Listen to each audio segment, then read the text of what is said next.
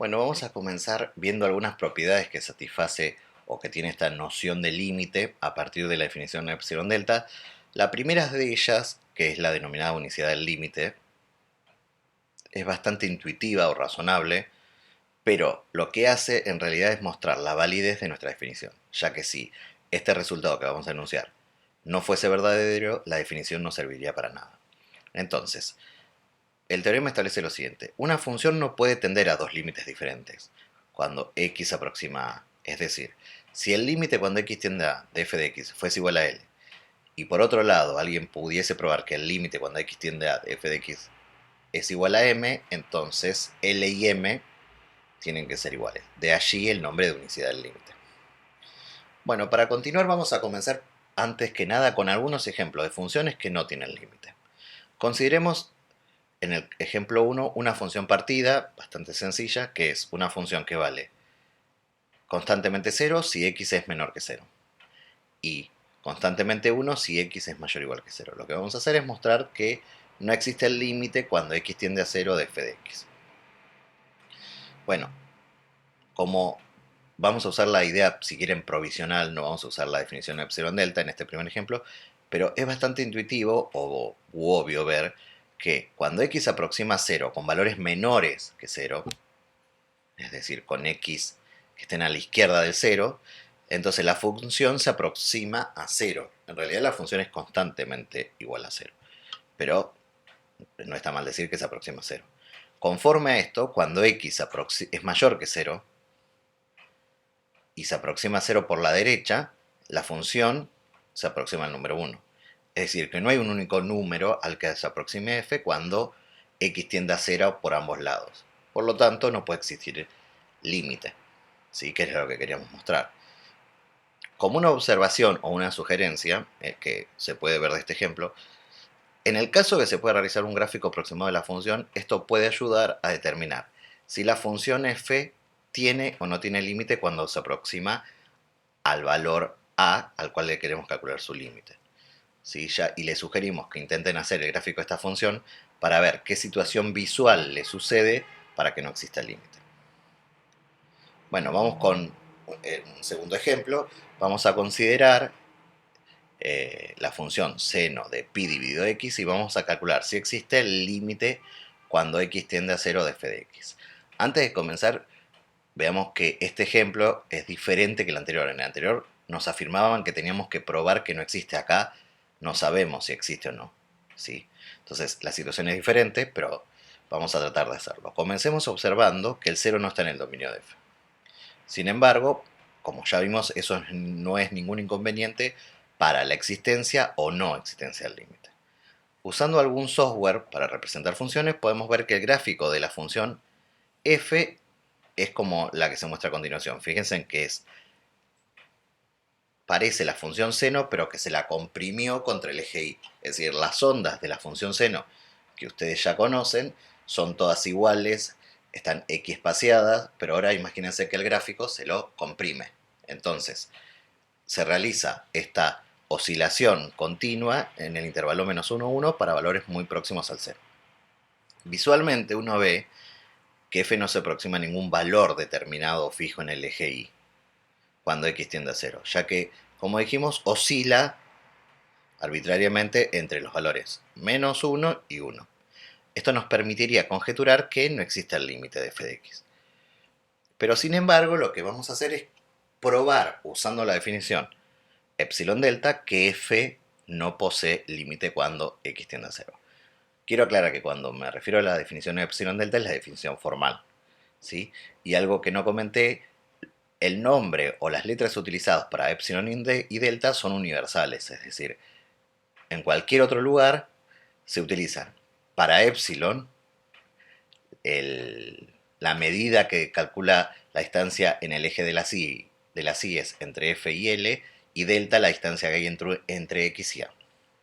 Entonces, lo que vamos a hacer para probar que no existe el límite, vamos a usar un argumento matemático bastante usual, y lo vamos a usar a lo largo de esta materia, que es la reducción o el método por el absurdo. Es decir, vamos a suponer que sucede lo contrario, es decir, que existe el límite que es igual a un número L, y vamos a tratar de probar a partir de esa suposición que hay algún error, o alguna contradicción, o mejor dicho, algún absurdo. Entonces, lo primero que vamos a notar es que como la función seno está acotada en el intervalo cerrado menos 1, 1, si la función, que era seno de pi dividido x, tiene límite, el L tiene que ser algún valor que esté en el intervalo menos 1, 1. Entonces, como nosotros supusimos que el límite existe, para cualquier epsilon que yo tome, tiene que existir un delta positivo, tal que si x está en el intervalo abierto menos delta delta, con x no nulo, entonces el módulo de la función menos el valor del límite que supusimos que existe, L, tiene que ser menor que epsilon. ¿Sí? Lo que vamos a ver es que esto no puede suceder. ¿Sí? ¿Por qué? Porque esta idea lo que nos dice es que la función se aproxima a un valor L fijo tanto como querramos. Entonces, para probar que esto no puede suceder, vamos a observar lo siguiente.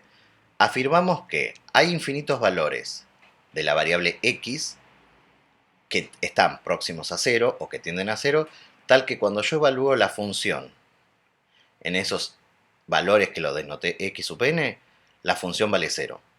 Es decir, existen infinitos valores que la función es exactamente 0. Por lo tanto, si el L está cerca de la f, debería estar cercano ¿a quién? A 0. Pero por otro lado, afirmo que existen infinitos valores, que los voy a denotar i sub n para no confundirlos con estos, que también están tan cerca del 0 como yo querramos, tal que la función, al evaluarlo en esos valores i sub n, es 1.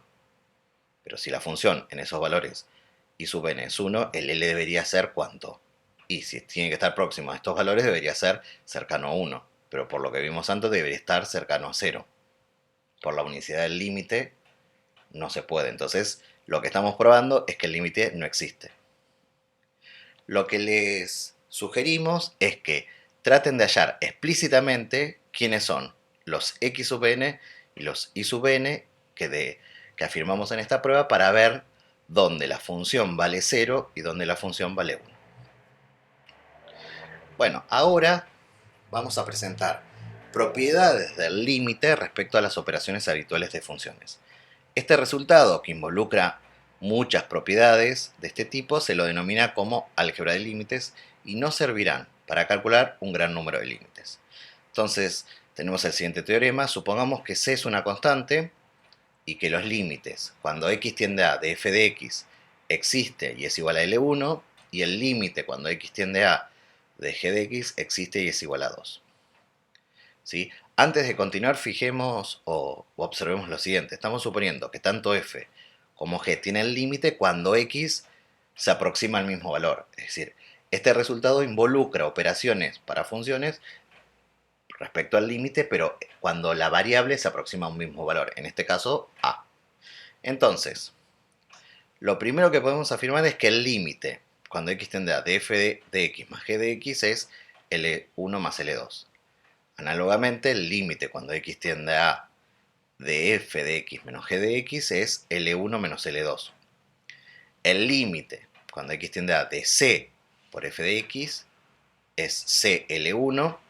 El límite cuando x tiende a de f de x por g de x es L1 por L2. Y el límite cuando x tiende a de f de x dividido a g de x es L1 dividido L2, siempre que L2 sea no nulo, si no, no tendría sentido este cociente. Bueno, y para que sea un poco más fácil, para no tener que decir como lo leí recién, esto se dice, o usualmente se lo dice, o se lo expresa verbalmente como sigue. El ítem 1 se dice que el límite de una suma es la suma de los límites. El ítem 2 es que el límite de una diferencia es la diferencia de los límites. El ítem 3, que el límite de una constante por una función es la constante por el límite de la función. El ítem 4 es que el límite de un producto es el producto de los límites. Y el ítem 5, que es el único que tiene una restricción, es que el límite de un cociente es el cociente de los límites, siempre que el límite del denominador, que en el caso nuestro es L2, sea no cero. ¿Sí? Repito, o tengamos en cuenta que todas estas propiedades valen suponiendo que f y g poseen límite L1 y L2 respectivamente cuando x tiende a... Esa es la hipótesis del álgebra. Bueno,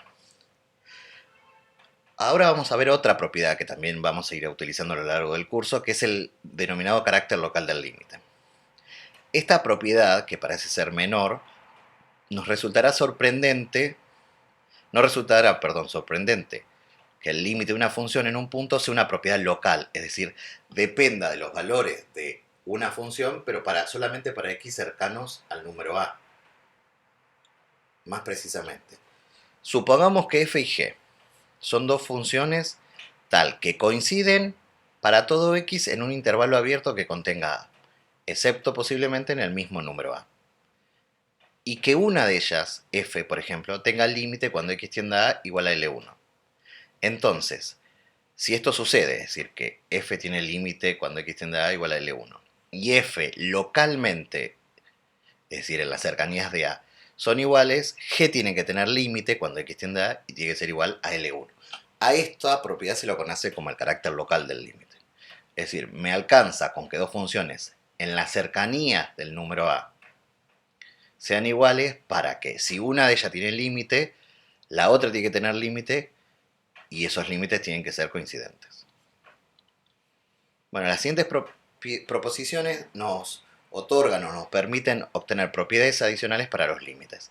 La primera es una que establece una relación de orden entre los límites. Es decir, que si f de x es menor o igual que g de x, a otra función, para todo x en un intervalo abierto que contenga a, excepto posiblemente como siempre en el mismo número a, y los límites de f y g existen cuando x tiende a a, entonces el límite de f, que era la más chica, tiene que ser menor o igual que el límite de g cuando x tiende a a. Sí, es bastante lógico. ¿Sí? Intenten hacer el gráfico de dos funciones cualesquiera que cumplan estas condiciones. F siempre está por debajo o a lo sumo es igual que g para x cercanos a a, y que tanto f como g tienen el límite cuando x tiende a a, y van a observar que se satisface esta condición. Por otro lado, una propiedad interesante es lo denominada conservación del signo, que establece lo siguiente: si una función f cuando x tiende a tiene límite L1 y ese límite es no nulo, es decir, tiene un signo definido o es positivo o es negativo, entonces existe un intervalo abierto que contiene a tal que para todo x de dicho intervalo, excepto posiblemente en el mismo número a, vale que tanto f como L1 tienen un mismo signo. Es decir, hay un intervalo alrededor de a donde o f es positivo si L1 fuese positivo o f es negativo si L1 fuese negativo. De allí el signo o conservación del signo. Es decir, la f tiene que conservar en las cercanías del número a el mismo signo que el resultado del límite. Bueno, y para terminar, vamos a dar un resultado que también va a ser de mucha utilidad a lo largo de toda la materia. Tiene diferentes nombres. Yo lo voy a denominar lema de intercalación. También se lo conoce con el teorema del sándwich. Y establece lo siguiente. Supongamos que tenemos tres funciones, f, g y h, tal que para todo x en un intervalo abierto que contenga a, excepto posiblemente en el mismo número a, f, g y h estén en esta posición relativa. Es decir, f es menor o igual que g y g es menor o igual que h. Y además supongamos que la más pequeña y la más grande, es decir, f y h, tengan el mismo valor del límite cuando x tiende a igual a l. Entonces lo que afirma este lema es que g, que es la que quedó en el medio, tiene que tener el mismo valor del límite. Aquí encuentran una situación gráfica. Fíjense, f es más pequeña que g, g es más pequeña que h, pero además h, que es la verde, y f, que es la celeste, tienen que tener en A el mismo valor del límite. Por lo tanto, como g se tiene que mover en el medio, g tiene que tener el mismo valor del límite. Bueno, para finalizar esta clase, vamos a ver algunas aplicaciones del lema de intercalación. Vamos a presentar dos aplicaciones. Una de ellas teórica y también muy útil, lo van a ver a futuro, y otra una aplicación. ¿Sí? El primer resultado es el denominado, este teorema que vamos a presentar ahora, que se lo denomina cero por acotada, y establece lo siguiente, que si f es una función que cuando x tiende a a tiene límite nulo, es decir, se aproxima al cero, y g es acotada en un intervalo abierto que contenga a, excepto posiblemente en el mismo número a. Entonces, el límite de f por g, cuando x tiende a, es 0. Es decir, si yo multiplico dos funciones, f y g, y una de ellas, supongamos f, tiene límite cuando x tiende a y es 0, y la otra solamente está acotada, el límite del producto existe y es 0. De allí su nombre, 0 por acotado. ¿Sí? Bueno, antes de seguir, observemos que en este teorema estoy usando la noción de acotada. Bueno, esa noción es una noción que con seguridad la tuvieron que ver en la materia anterior a cálculo 1, pero voy a recordar qué significa que una función sea acotada. Diremos que una función g se dice acotada en un conjunto D si solo si existe un c positivo tal que el módulo de g de x es menor o igual que c para todos los x del intervalo, perdón, del conjunto D. Es decir, acotada es que yo puedo controlar o acotar, valga la redundancia, la imagen de g para todos los x que estén restringidos al conjunto D. Y por otro lado, notemos que si nosotros quisiéramos calcular el límite de f de x por g de x en este resultado, usando el álgebra de límite no se puede hacer, porque para poder hacer el álgebra de límite, que es lo que uno intentaría hacer, necesitaría que tanto f como g tuviesen límite. Y fíjense que nosotros estamos suponiendo solamente que f tiene límite, ¿sí? Por eso este resultado es tan importante, porque amplía, en algún sentido, el álgebra del límite para el producto, como una restricción que es que una tenga límite nulo y que la otra esté acotada. Bueno, y ahora vamos a ver, para finalizar realmente la clase, esta aplicación, vamos a tratar de mostrar, usando el lema de intercalación, que el límite cuando x tiende a 0 de la función x cuadrado por el seno de 1 sobre x es igual a 0. Bueno, voy a comenzar observando lo siguiente. Creo que no vamos a intentar hacer el gráfico de esta función, ya que el seno de 1 sobre x no tenemos ni idea de cómo es, y luego multiplicado por x cuadrado.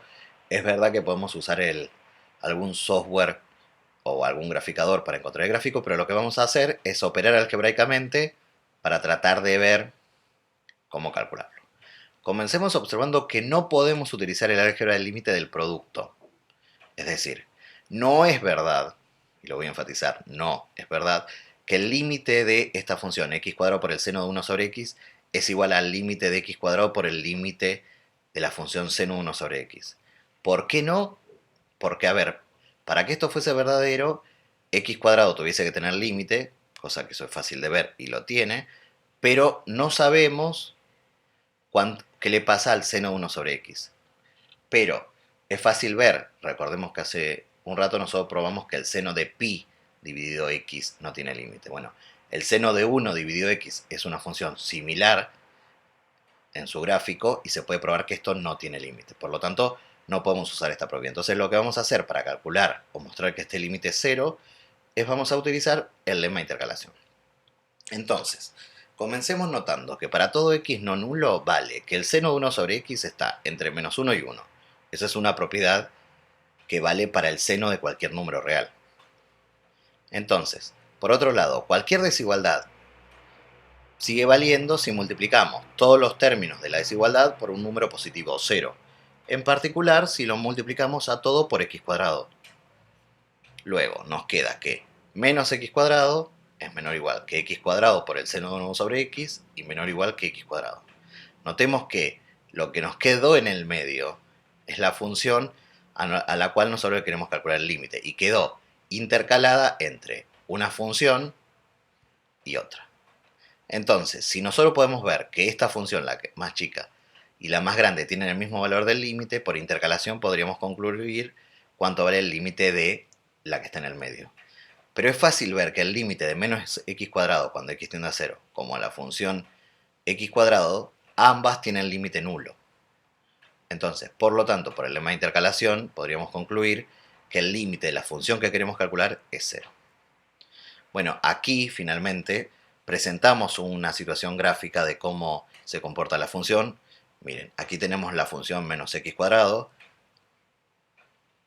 que es la más chica. Aquí tenemos la función x cuadrado, que es la que está, es la función más grande. Y en el medio está la función que nosotros queremos calcular, que por intercalación no le queda otra opción que cuando x se aproxima a 0 tener límite nulo. Bueno, espero que les haya sido de utilidad esta primera clase y nos encontramos en la siguiente.